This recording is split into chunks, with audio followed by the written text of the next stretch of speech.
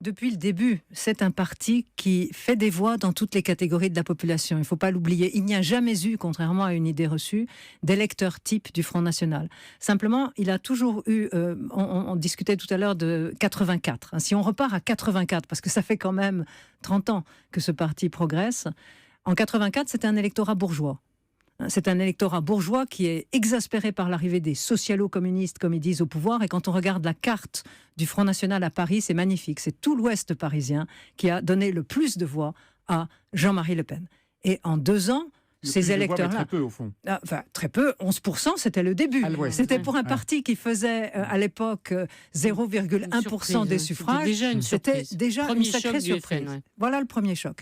Mais à partir de là, il va commencer à pénétrer un électorat populaire, petits commerçants artisans, puis les ouvriers, 2002, les agriculteurs. Ce qui lui résiste, au fond, c'est votre question, c'est les classes moyennes et supérieures. Au fond, il y a une chose qui a à part 84 excepté, reste un marqueur de ce parti, c'est que plus on a fait des études, moins il y a de probabilité qu'on vote pour ce parti. Non pas que ce sont des gens idiots ou ignorants qui votent pour lui, mais aujourd'hui, avoir le bac, ça veut dire avoir des possibilités meilleures de monter dans la société, de réussir. Si on a un petit diplôme, genre CAP ou brevet, on reste sur une voie de garage, d'une part.